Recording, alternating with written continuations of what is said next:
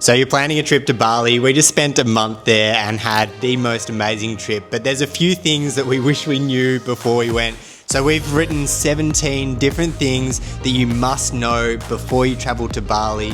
We're going to talk about little local tips that not many tourists know, all the way to our perfect travel itinerary if we were going to do it again. So stick around because this is a video that is going to be so helpful for you, and make sure you like it. If you do like it, it lets the YouTube algorithm know that you want to see more videos like this, and hit that subscribe button because we have so many good videos coming your way this year. So first things first, you got to get into the country, and for that you need a visa. We would recommend that you plan this ahead and organise your visa online before you come. There's also an opportunity to pay the tourist tax before you come to Bali, and we would really suggest that you do this because we got there and we had to wait in line for about 2 hours to get out on the other end of the airport. We'll put the website here so you can go and organise that before your trip. Number 2 is how to get around. So once you get into Bali, then we suggest you hire a scooter. If you don't know how to drive a scooter, then you can learn, but I would suggest not learning in places like Canggu or Uluwatu, busy areas. There are even driving schools that you can go and learn to ride a scooter, but the traffic can be super hectic in some of these places. One key tip that a lot of the locals know, but not many tourists know, is that if you are getting around places like Canggu or Uluwatu, use Maps.me or Waze to get around. You're going to find the best routes. But also, if you're using Google Maps, switch it to walking mode, because a lot of the walking tracks actually double as scooter tracks. I don't know if it's legal or illegal, but that's what all the locals use. So you'll find some really cute, quick paths.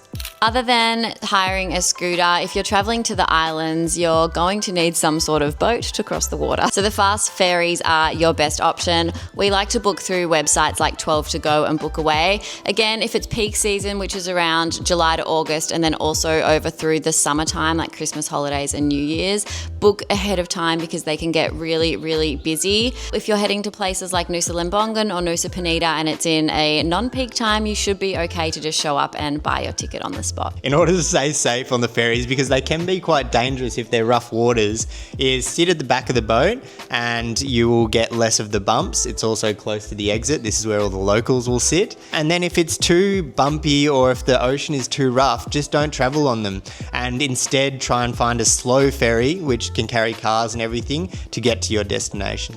And then there is also an option to use apps like Gojek or Grab, and we highly recommend doing this if you don't want to drive a scooter yourself. It is so easy to just quickly order a Gojek and you jump on the back of someone else's motorcycle and they zip you around really, really fast. So that is a great option. And also you can use this app for taxis as well. Although keep in mind, in places like Nusa Penida, Nusa Lembongan and those smaller islands like Gili T, there is no Gojek or Grab available. So you have to use the local taxis, which can be a little bit more expensive.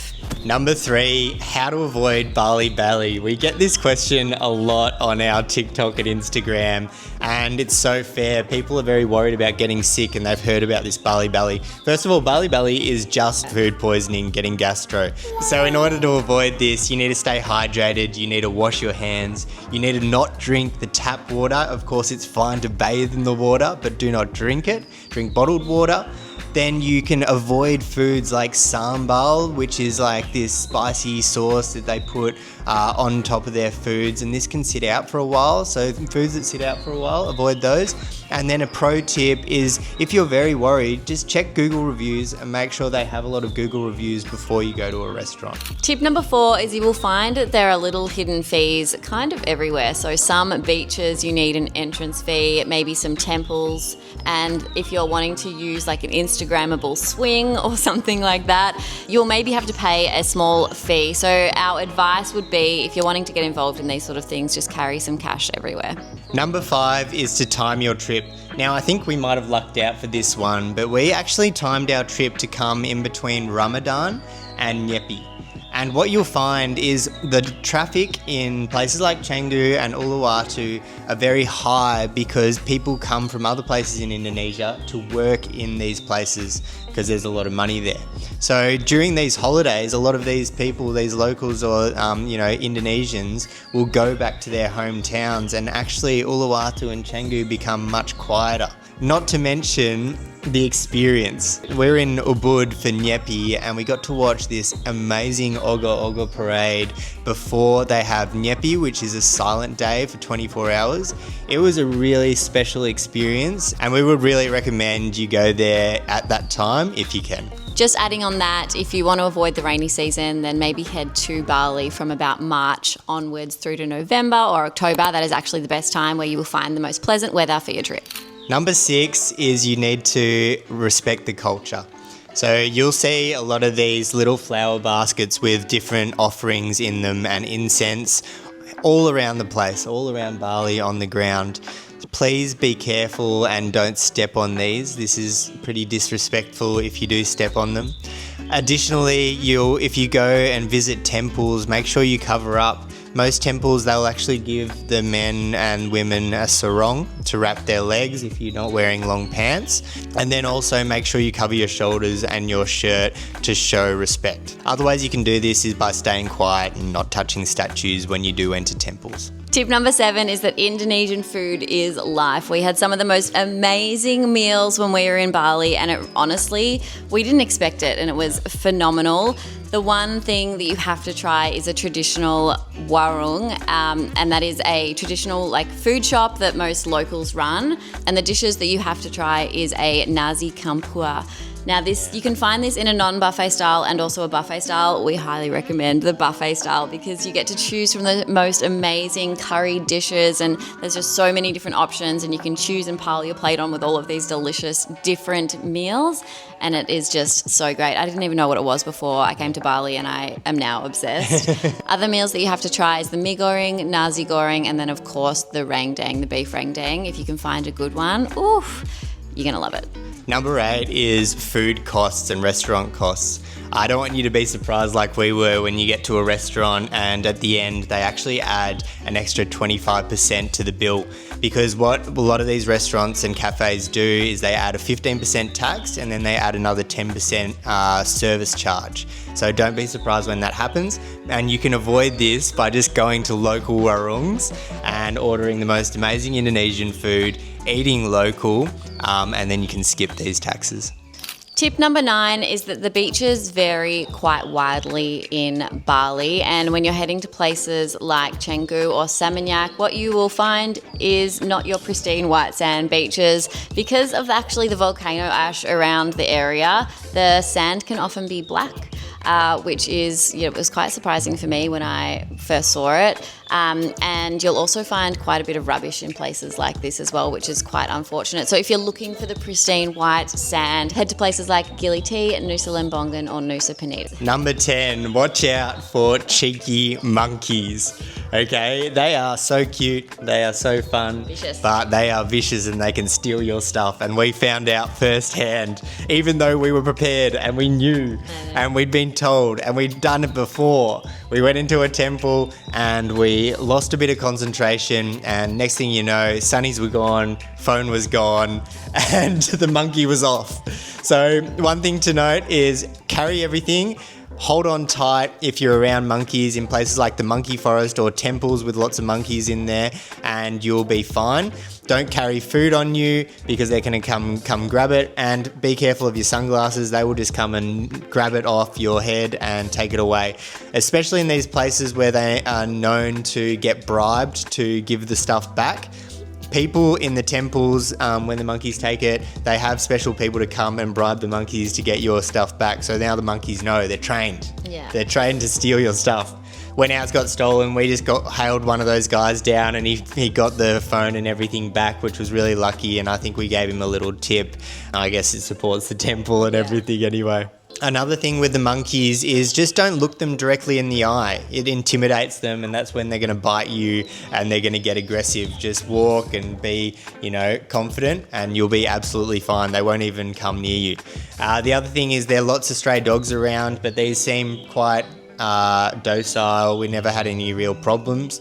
But yeah, just be careful. Tip number 11 is your perfect itinerary. Now, obviously, this is going to vary from person to person, but for me personally, I would avoid places like Canggu because they were just so busy. Yes, the food was amazing, but you can find amazing food everywhere. I would definitely include Ubud in your itinerary. Uluwatu was fantastic. The cliffs are beautiful. Whilst it is also a little bit busier, it does have an amazing fitness culture, amazing shops, and amazing food, and it's just stunning. And then, of course, I would recommend heading over to Nusa Lembongan. It was my absolute favourite island.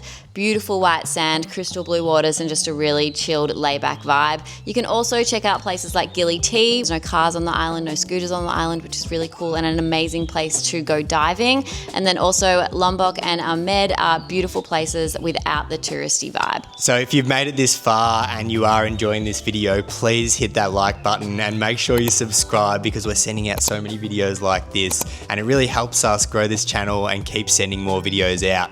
But hitting up next, one major tip when you're in Bali is go to all the attractions at sunrise. Be the first one there and you will have the best experience. Every single place we went to, the beautiful cliffs in Nusa Penida, the amazing ridge walks in Ubud, all of these were absolutely empty when we went in the morning. Tip number 13 is that it is actually really possible to have a really enjoyable and affordable trip. So you can budget like a boss. If you want to, you can eat at local warungs and spend about $3 to $5 a meal, which is amazing. You can hire a scooter, which is going to cost you maybe $7 to $10 a day.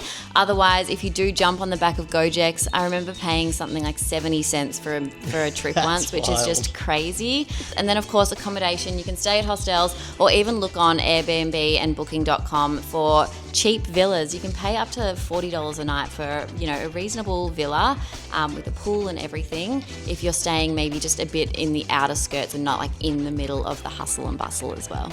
Number 14, and something I don't think many people consider, but Bali is just the start. Bali is one island amongst 17,000 in the entirety of Indonesia. There is so much to see and do in all of Indonesia, but also just in Bali. So step outside of those places in Seminyak and Canggu and Kuta and venture out to places like Lombok or climb the volcanoes in Bali. Surf at places that don't have any people because there's so many awesome surf beaches that aren't Canggu and Seminyak, and you'll have an amazing time. Number 15 is an interesting one because Bali can be real, and Indonesia as a whole can be quite strict on laws.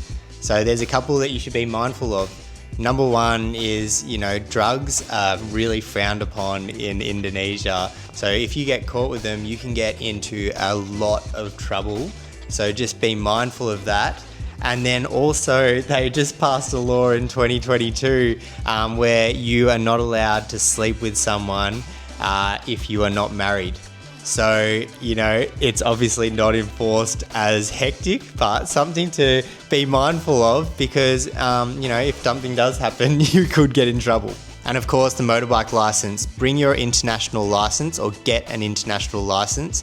That's how you will avoid fines. Make sure you wear your helmet because you can get fined for not wearing your helmet. And just drive safe because the locals, especially in those busy places, are getting sick of tourists being crazy on the road, which is so fair because it's dangerous to them and it's dangerous to others. So just drive safe, wear a helmet, be careful, be mindful. Tip number 16, and this one is for the ladies and something I have experienced after living in Asia for about 18 months. My hair the condition of it has rapidly declined. It's very dry, and one thing that I've actually learnt in Bali and that I purchased myself is if you can get a shower filter, they're very easy to add on to your shower. You just take off the shower head and then screw in the shower filter, and this gets rid of a lot of the heavy metals which can damage your hair. So if you're maybe traveling to Bali for an extended period of time, then I would recommend getting a shower filter for your hair whenever you're washing it.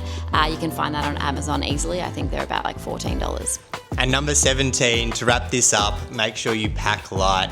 You don't need to bring too much to Bali unless you want to look extra fashionable.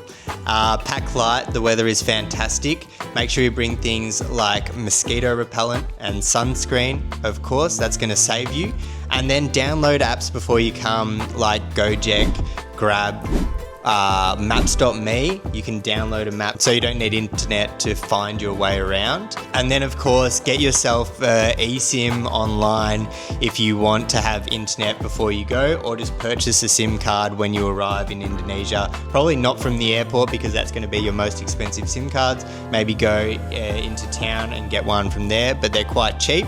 And then you'll have internet pretty much everywhere you go. So that is a wrap for our top tips of Bali. We hope you enjoyed the video. If we missed anything or if you've got any questions, please do comment below because we would love to chat to you and help you out. Come and follow us on Instagram here as well because we share so much of our like day-to-day life there and we'd love to connect and we can share more tips there. And then also, of course, make sure you subscribe because we have so many more videos coming out your way. See ya. Bye.